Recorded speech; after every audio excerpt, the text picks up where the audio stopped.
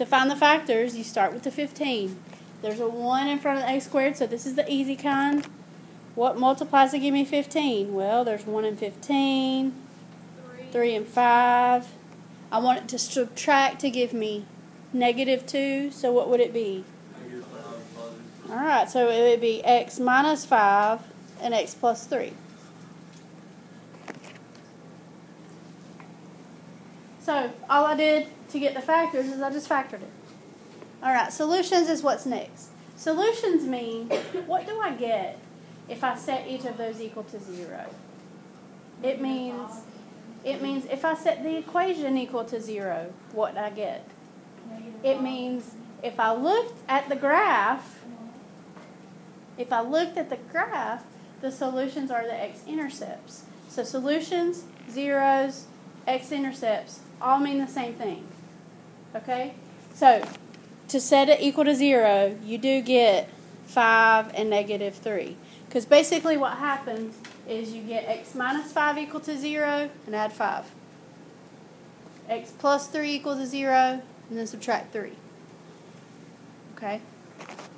The graph means, okay, if I know the solutions, I know the factors, I know all those other things, okay, what's the graph going to look like?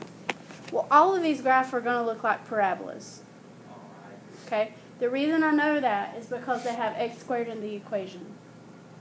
Okay? If there's an x squared in the equation and x squared is the highest power, it's going to be a parabola.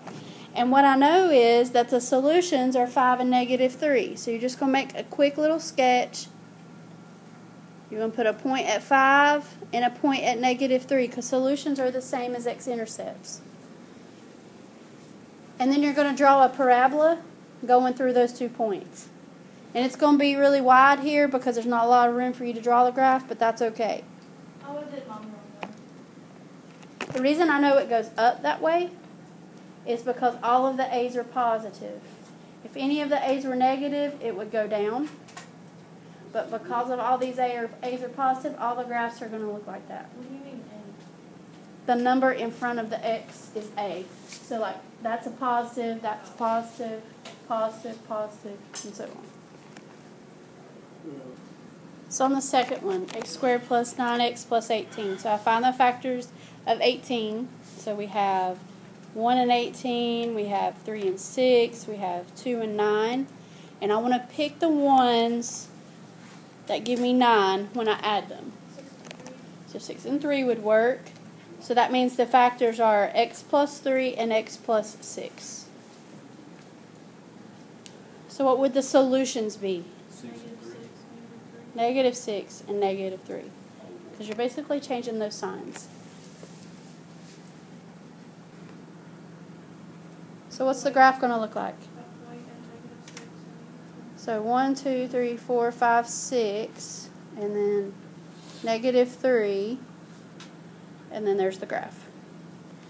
Now, as far as how high and how low and how wide and how skinny that parabola is, we're going to talk about that later, but for now I'm just wanting you to have the shape right and going through the right places on the x-axis. Okay? 3 and 4 are a little bit different, so we're going to do those two together. Can you tell me what's different about them? This is the long way. Okay? You have to do these the long way. If you don't think you have enough room to do the long way in the little box, you might have to do it on a separate sheet of paper or on the back. Okay? I'm going to try to make room, but we'll see if that works. So it's the long way because there's a number in front of the x squared. Okay? So 6 times 2 is 12. And I'm trying to think of the factors of 12. There's 12 and 1. There's 2 and 6. There's 3 and 4. Which ones give me 13? 12 and 1. And there have to be negative, right? Yeah.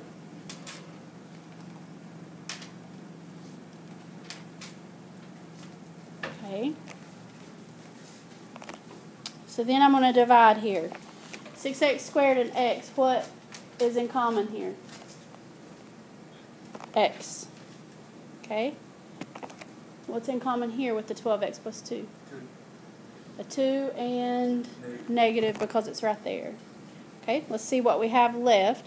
When I divide by the x, that would give me 6x minus 1. When I divide by 2 here, negative 2, 6x minus 1. So what's the final answer?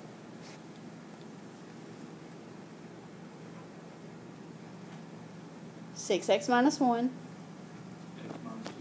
and x minus 2. Okay.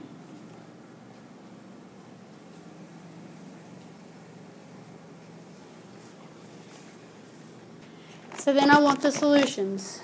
The x minus 2 one is easy. What's the x minus 2 one? 2. Okay, for the 6x minus 1, it's more than just changing a sign. When you set that equal to 0, you add 1 and then divide by 6. So you get 1/6. So it sounds yucky because that means I have to graph 1/6, but you don't really have to. What we're going to do, I know that 1/6 is before you get to 1, so I'm just going to put a dot there somewhere in between 0 and 1.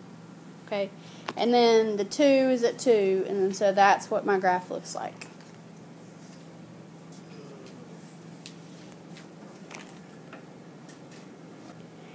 It's more than just doing what we did on number 3. And you can do what we did on number 3 if you want to. However, if you realize that there's a greatest common factor on number 4, you can factor out the greatest common factor, and it makes the problem a lot easier to solve because you don't have to go through the whole long process. What's the greatest common factor on number 4? 2, right? So let's see what we would get. Let's divide everything by 2 and see what we would get. So 2x squared divided by 2 is x squared. 6 divided by 2 is 3x.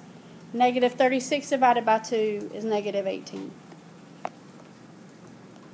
Now we have a problem that only has a 1 in front of the x squared.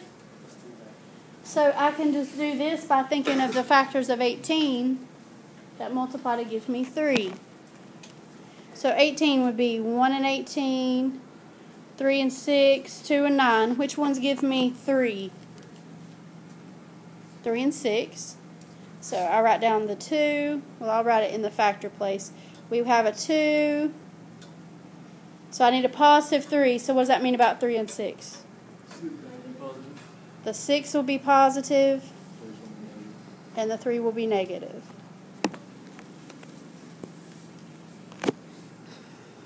Okay, for our solutions, since we don't have numbers in front of there, what's x plus 6? What's the solution for x plus 6? Negative 6. What's the solution for x minus 3? 3. The 2, you don't have to do anything with it. You just leave it because it doesn't say x equals 2 or x minus 2 or x plus 2. It just says 2. 2 doesn't equal 0, so you do nothing with the 2.